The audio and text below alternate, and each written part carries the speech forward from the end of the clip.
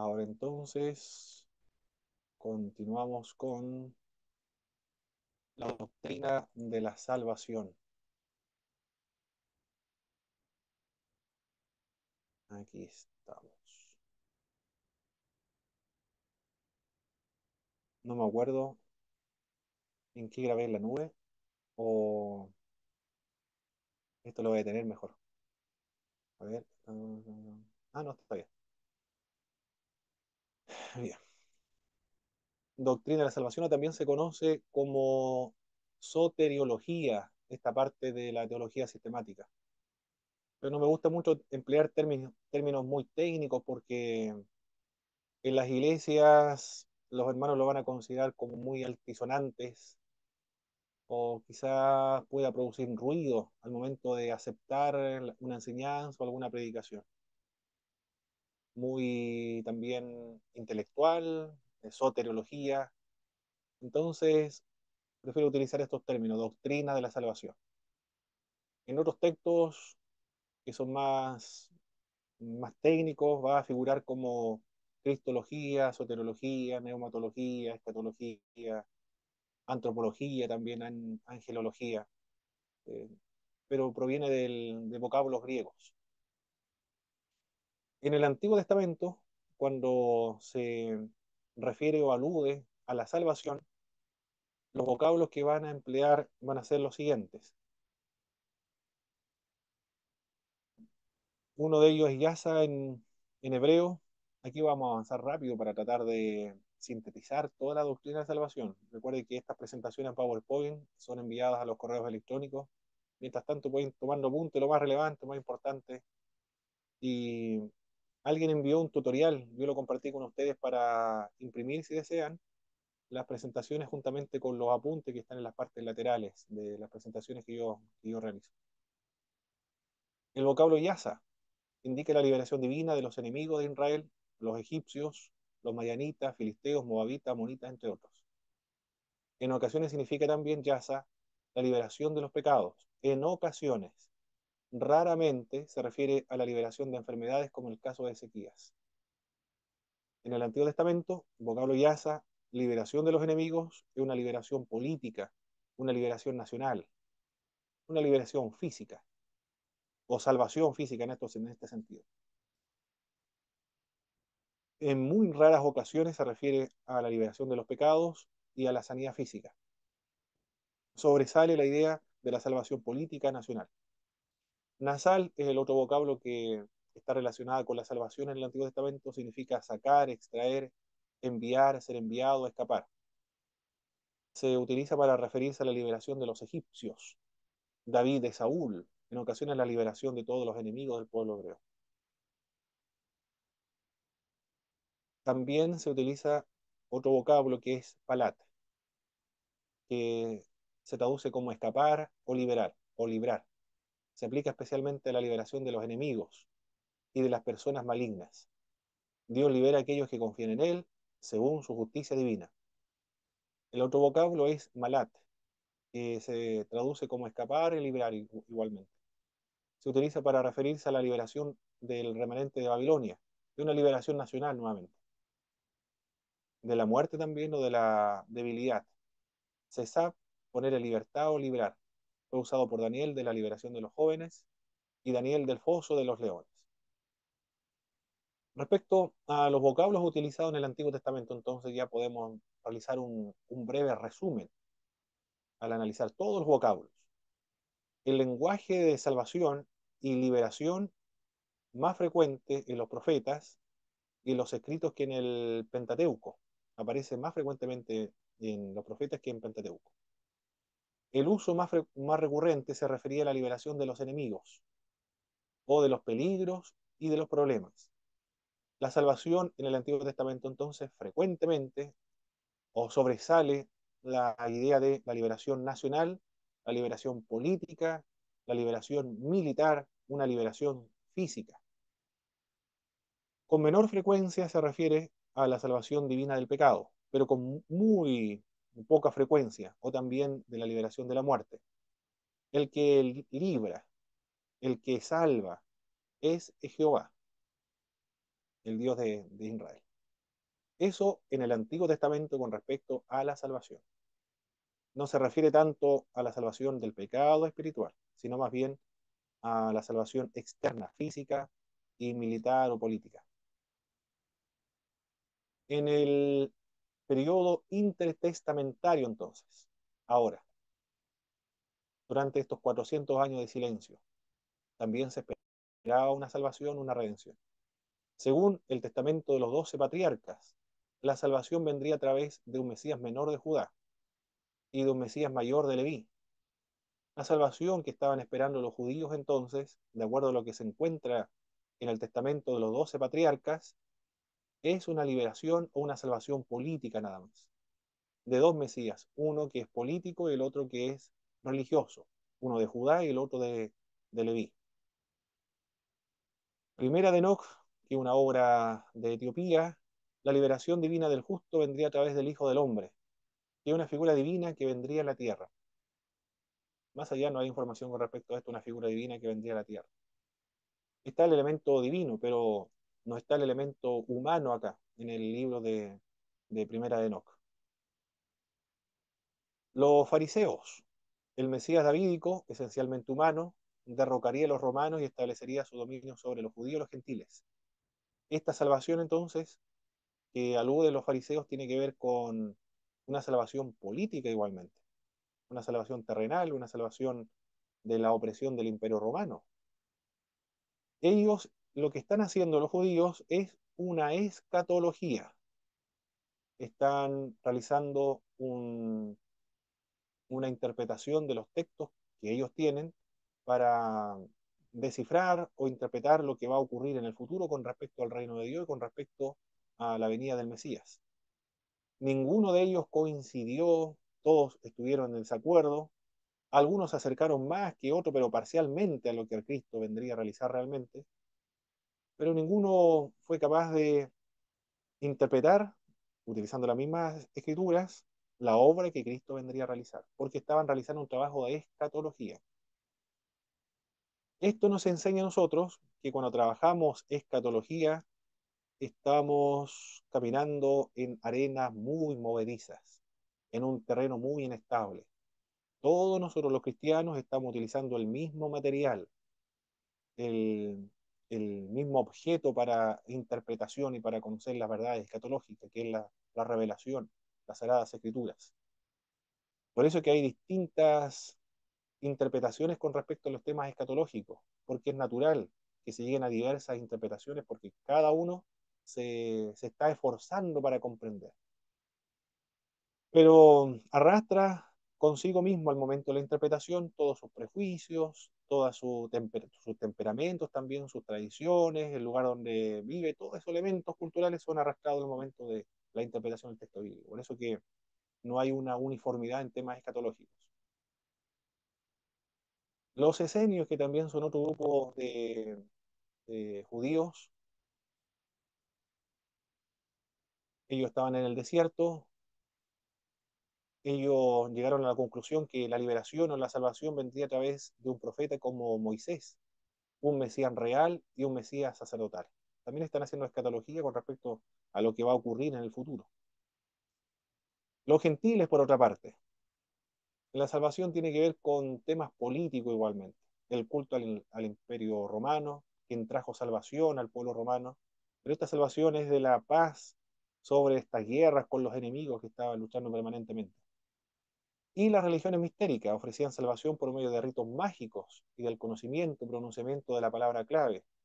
Esta palabra clave le ayudaba para controlar a los demonios o espantar a los demonios y otras formas de otros procedimientos que ellos empleaban para que tenían que ver con, bueno, supersticiones, con esoterismo relacionado con la magia, y se podían controlar por medio de estas palabras clave y conocimientos que eran exclusivamente para algunos, para la élite, para los que eran parte de estos movimientos de las religiones mistéricas. En las religiones mistéricas se puede mencionar a los gnósticos, quienes se salvarían por medio de un conocimiento más profundo y más espiritual. Cuatro posiciones judías referentes a su escatología, utilizando un mismo texto. Nosotros también aprendemos de esta realidad histórica del periodo intertestamentario. Ninguno coincidió de lo que vendría a ser Jesucristo, y también eso nosotros podríamos aprender en cuanto a la escatología. Debemos ser un poco más cautos, no ser tan dogmáticos al momento de presentar o nuestra perspectiva escatológica, es decir, tener un poco más de consideración para otros enfoques escatológicos. Nos vamos ahora al Nuevo Testamento. ¿Cómo se utiliza o cómo utiliza las Sagradas Escrituras el término o el vocablo salvación en el Nuevo Testamento? Estos apuntes los estoy extrayendo del libro de Leo Garrett, una obra que es muy recomendable porque él se caracteriza por lo neutral y por el diálogo con todas las confesiones cristianas sobre un determinado tema, como por ejemplo, si se habla de la salvación, la Santa Cena o el bautismo, él dialoga con la Iglesia Ortodoxa, Católica Romana, con los luteranos, anglicanos, presbiterianos, con los cuáqueros, con los menonitas, pentecostales, neopentecostales, con iglesias emergentes. Esa es la característica de la obra de Leo Gar. Es el libro que estoy utilizando para esta parte de la doctrina de la salvación. Marcos y Mateo. ¿En qué sentido utiliza el vocablo salvación? El vocablo en griego es sosai. Se traduce a veces como completar, sanar, antes que como salvar. Tiene que ver con la sanidad corporal. El hombre de la mano de la mano paralizada, por ejemplo. La fe le ha salvado. La hija de Jairo, la fe le ha salvado. La mujer hemorraica, la fe le ha salvado. Esa salvación en el contexto tiene que ver con la sanidad corporal, no tiene que ver con la sanidad espiritual, aunque después pudo haber sido que se convirtió. Pero el texto bíblico, cuando habla acerca de tu fe te ha salvado, tiene que ver con la sanidad corporal porque estaba enfermo. También el vocablo sosai tiene que ver con la liberación de la muerte física, en Marcos capítulo 15, verso 30 al 31. La salvación de la vida en respuesta al Evangelio. Si alguien quiere salvar su vida, la perderá. Si alguien pierde su vida por causa del Evangelio, la hallará. Acá entonces la liberación parece que es espiritual en Marcos capítulo 8, verso 35. La salvación espiritual. También el vocablo sosai o salvación tiene que ver con la salvación física de sufrir una muerte en la tormenta del mar de Galilea. En Marco y Mateo, el vocablo sosai, traducido como salvación, generalmente o frecuentemente se utiliza para referirse a la sanidad corporal, a la salvación de la muerte física, la salvación de la tormenta en el mar. En una ocasión, en respuesta al Evangelio, tiene que ver con la salvación espiritual. Solamente en esa ocasión nada más. Con Lucas y Hechos. Lucas y Hechos, la sanidad física del leproso. El vocablo el que se utiliza es osai. La salvación espiritual de la mujer que ungió los pies de Jesús, ahí sí se refiere para Lucas, la salvación espiritual. En Hechos se utiliza para referirse al rescate del Mediterráneo, de morir en un naufragio, para significar salud también, en Hechos capítulo 27, verso 34. Y respecto a la salvación de los gentiles, en el capítulo 28, verso 28, ahí ya está utilizando Lucas entonces el vocablo salvación para referirse a la salvación espiritual. En Lucas entonces, tanto Lucas como el libro de los Hechos, el vocablo salvación se utiliza para referirse a la sanidad física, la salvación espiritual, el rescate de morir en el mar y la salvación espiritual nuevamente, porque tiene que ver con la salvación de los gentiles.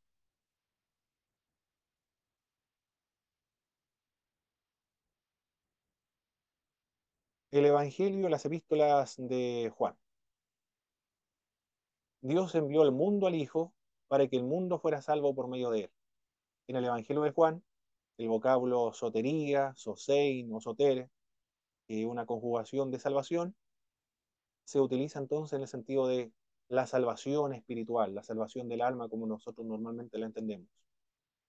La mejoría de Lázaro, también se utiliza el término salvación. pero acá tiene que ver con la resurrección corporal. Cristo es el Salvador del mundo. Nuevamente se utiliza en el sentido de la salvación espiritual o la salvación del alma. Según Juan, la salvación está íntimamente relacionada con la vida eterna, interpretada como presente al igual que como futura, y está dirigida a toda la humanidad. La vida eterna para Juan es una condición presente, consiste en Cristo, que es la vida, viviendo en el corazón. Y de hecho escribe esa obra, el Evangelio de Juan y la Epístola de Juan, lo escribe para que las personas que escuchen y lean el mensaje crean en Cristo y creyendo en Él tengan vida. Después la primera epístola de Juan dice, estas cosas os escribo a vosotros para que sepáis que ya tenéis vida eterna. La vida eterna para Juan entonces es presente. También es una condición futura y se dirige a toda la humanidad, porque Cristo murió absolutamente por todos. Las epístolas paulinas ahora. La salvación es el propósito del Hijo de Dios. Ahora vamos a darle lectura porque creo que tenemos tiempo para leer estos pasajes bíblicos. Por favor, mis queridos hermanos, aquí tengo al hermano Cristian Vázquez, por favor, 1 Timoteo capítulo 1, verso 15.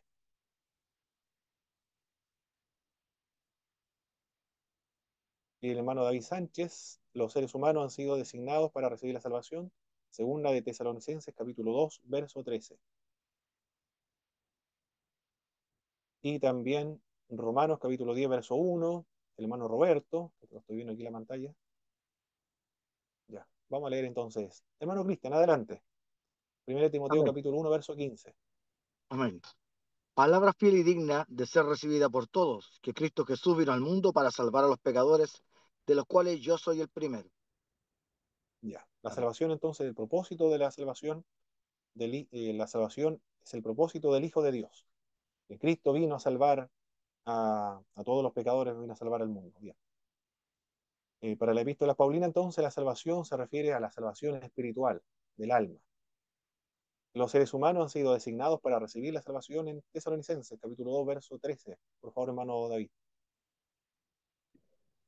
Amén. Dice, pero nosotros debemos dar siempre gracias a Dios respecto a vosotros, hermanos amados por el Señor, de que Dios os haya escogido desde el principio para salvación mediante la santificación por el Espíritu y la fe en la verdad. Muy bien. Ya, designados para la salvación entonces. La salvación para el apóstol Pablo, generalmente, en todos los textos bíblicos que estamos viendo, es la salvación espiritual, a diferencia de los evangelios sinópticos. Y el apóstol Pablo oró por la salvación también de los judíos. Hermano Roberto, por favor, Romanos capítulo 10, verso 1. Amén. Hermanos, ciertamente el anhelo de mi corazón y mi oración a Dios por Israel es para salvación. Perfecto. Está orando por la salvación del pueblo de Israel. Bien, la oración entonces por la conversión es una práctica bíblica. Si nosotros oramos por la salvación de nuestros familiares, de nuestros vecinos, colegas de trabajo, es una práctica bíblica. Entonces, mientras más oramos, entonces más posibilidades de que se conviertan. Mientras más prediquemos, más posibilidades hay de que las personas se conviertan. El, también el apóstol Pablo, para él, la salvación es un acontecimiento del pasado. En primera epístola de Timoteo, capítulo 1, verso 9. Aquí estoy. Mi pastora Isenia, por favor. Primera de Timoteo, perdón, segunda de Timoteo, capítulo 1, verso 9. La hermana Gisela, primera de Corintios, capítulo 1, verso 18. El hermano Eleazar, primera de Corintios, capítulo 5, verso 5. Vamos a leer esos pasajes bíblicos. Adelante, mi pastora Isenia. Segunda Timoteo 1:9. Correcto. Quien nos salvó y llamó con llamamiento santo, no conforme a nuestras obras, sino según el propósito suyo y la gracia que nos fue dada en Cristo Jesús antes de los tiempos de los siglos. Muy bien. Entonces, la salvación para el apóstol Pablo es un acontecimiento que ya ocurrió en el pasado. Él nos salvó a nosotros. Por lo tanto, nosotros ya somos salvos. Perfecto. Pero también la salvación es una experiencia que se experimenta en el presente. Hermana Gisela, por favor, capítulo 1 Corintios 1:18.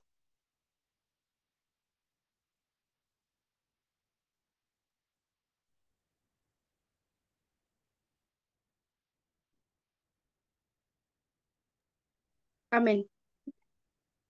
Porque la palabra de la cruz es locura a los que se pierden, pero a los que se salvan, esto es, a nosotros, es poder de Dios. Muy bien. En castellano no está muy claro el tiempo presente, pero en griego sí, está mucho, mucho más claro. En castellano el tiempo presente no nos está indicando la sucesión de los eventos que ocurrieron anterior y después del acto que estoy realizando, por ejemplo, de comer,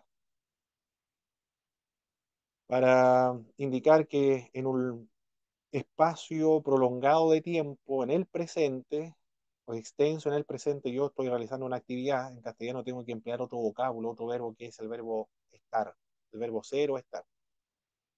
Por ejemplo, si yo digo como, no me dice qué es lo que estaba haciendo anterior y lo que yo estoy haciendo, voy a hacer después. Simplemente me indica la acción de comer, para indicar que yo en un espacio prolongado, extenso de tiempo, en el tiempo presente, en el contexto del tiempo presente, yo estoy comiendo, tendría que decir yo estoy, debo utilizar el verbo ser o estar, estoy comiendo. Entonces ella me está indicando que en el tiempo presente, en un espacio prolongado, antes, durante y después, estoy realizando la acción de comer o llevándome la cuchara a la boca.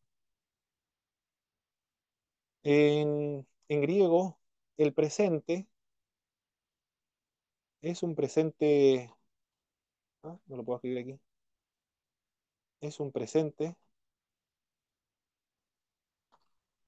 es un presente continuo, es un presente continuo.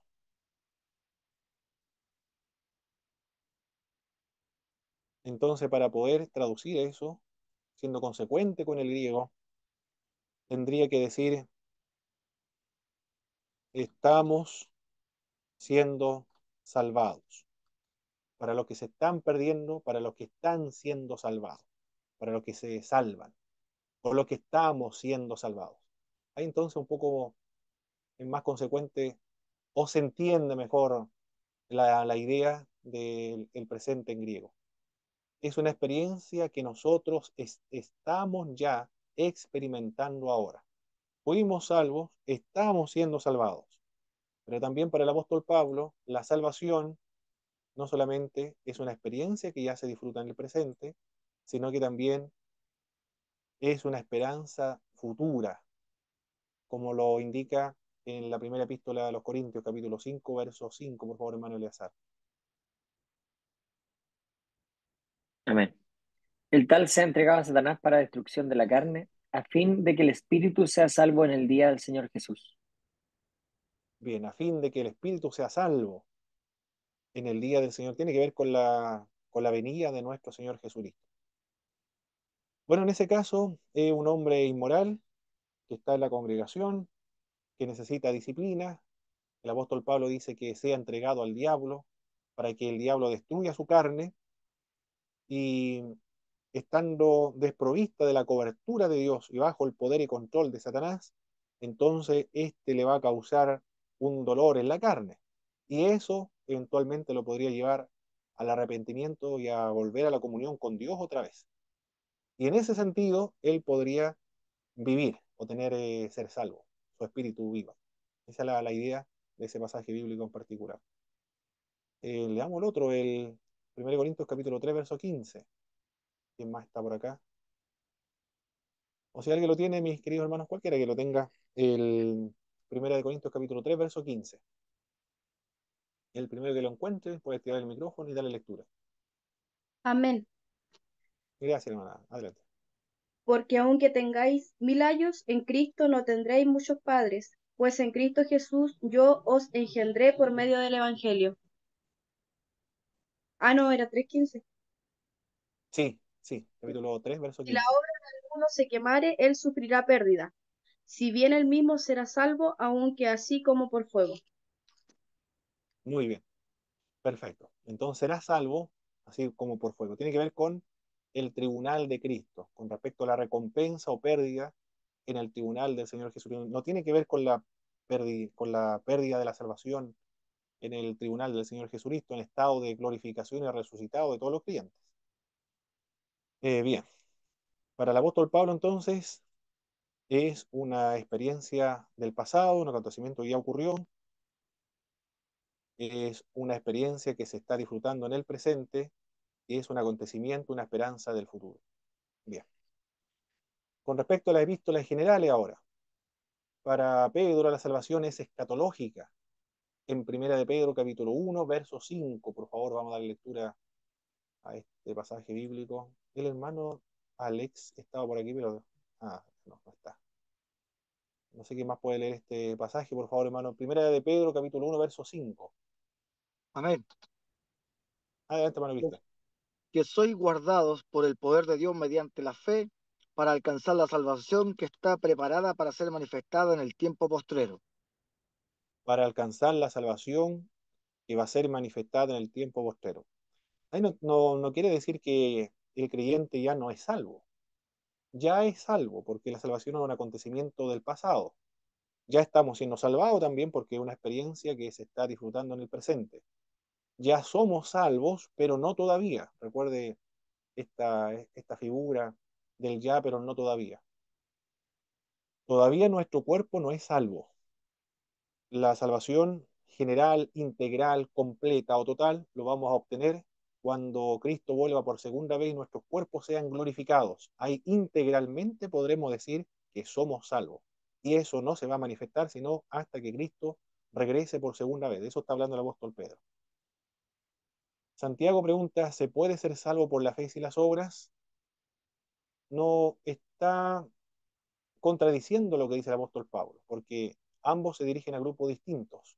El apóstol Pablo se dirige a los judaizantes y Santiago se refiere o está aludiendo a los antinomianistas, aquellos que están diciendo que estamos sin ley y no tenemos ninguna responsabilidad con ninguna ley. El libro de Hebreos, Jesús es el autor de eterna salvación. No hay escape para aquellos que descuidan una salvación tan grande, dice Hebreos capítulo 2, verso 3. Cristo va a aparecer para salvar a los que en él esperan, en el capítulo 9, verso 28. El libro de Apocalipsis, la salvación es plenamente escatológica. Consiste en el perdón, en la victoria, en la reivindicación del justo juicio de Dios. La salvación en el Antiguo Testamento consiste principalmente en la liberación de los enemigos, con excepciones donde se relaciona la salvación del pecado y la salvación de la muerte. En los evangelios, la salvación se enfatiza en la sanidad física por parte de Jesús, principalmente aludía a la sanidad física. En Lucas habla acerca de la vida de los gentiles. En el libro de Hechos, la salvación es por medio de Jesús, una salvación espiritual. Para Juan, la salvación es la vida eterna. Para Pablo, representa dimensiones pasadas, presentes y futuras de la salvación. La salvación se asocia a la elección en las epístolas generales, pero Dios quiere que todos se salven. En Primera de Pedro, la salvación es escatológica. En Hebreos, Jesús es su pionero. En Apocalipsis, la salvación involucra la victoria y la reivindicación. Después de analizar todos estos pasajes bíblicos, tanto del Antiguo Testamento, en la época intertestamentaria, en los Evangelios, Lucas y Hechos, las epístolas generales, el Evangelio de Juan, y las epístolas generales, entonces ya estamos en condiciones de poder sistematizar la doctrina de la salvación. ¿Qué podemos decir entonces en cuanto a la doctrina de la salvación? Podemos decir lo siguiente.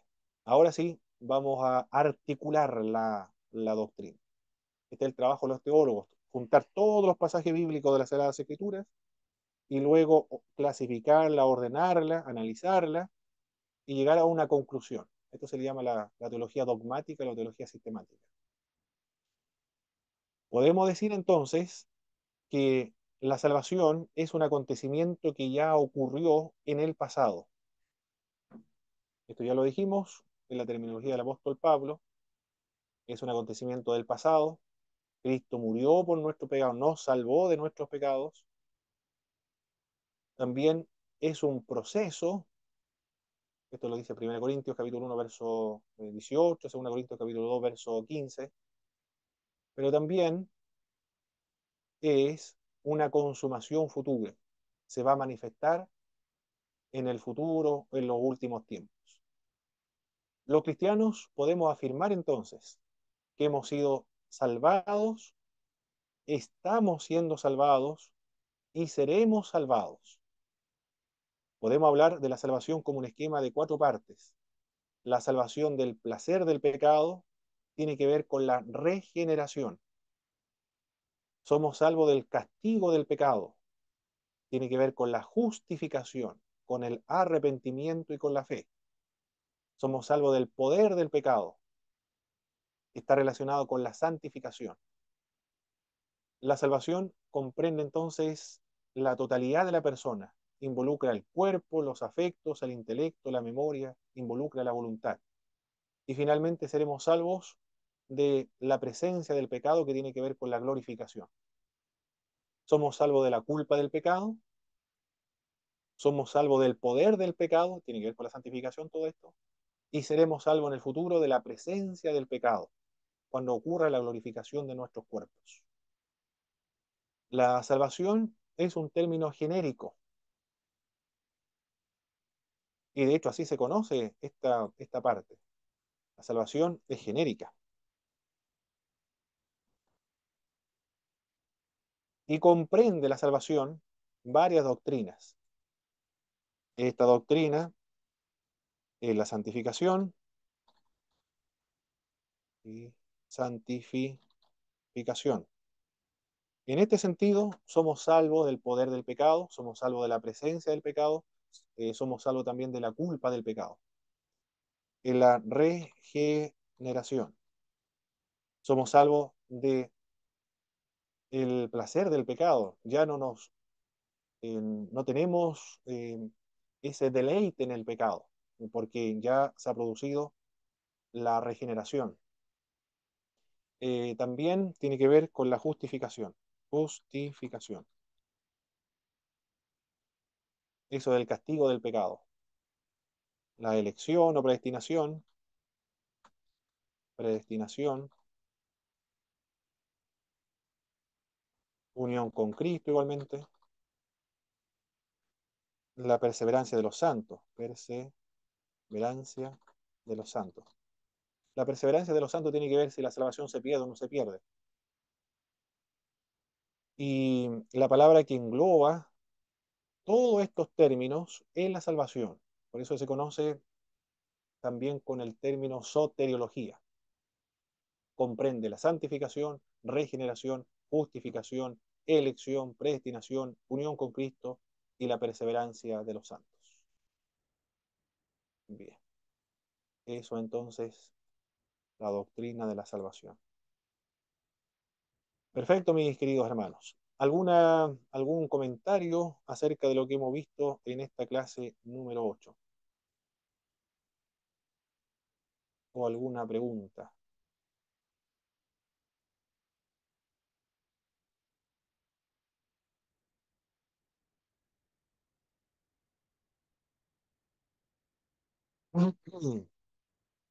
¿Pregunta, comentario hasta Eh, ahora? yo tengo como una duda. Sí, hermano Valencia, Es adelante. que, es que bueno, estaba escuchando la otra vez, leyendo un poco en un teólogo, no sé si lo ubicará, que es el Tim Mackey, que tiene como unas ideas medias, ¿no? ¿Cómo puedo decir? Como es como que ve la Biblia como un texto narrativo de una historia, ya, pero es bien interesante. Pero una de las cosas que él decía, que a mí me dio como un poco vuelta el mundo, y lo había querido preguntar antes, pero yo creo que ahora es el momento, que él dice, como por ejemplo, que el objetivo del cristiano no es llegar al cielo. Ese es como el resumen. El fin último no es llegar al cielo. ¿Por qué? Porque él interpreta, por ejemplo, que todas las veces donde se habla, por ejemplo, en la casa de mi padre, mucha morada, y él siempre dice que eso se refiere a el templo. Por ejemplo, sería en el templo de mi padre, mucha morada.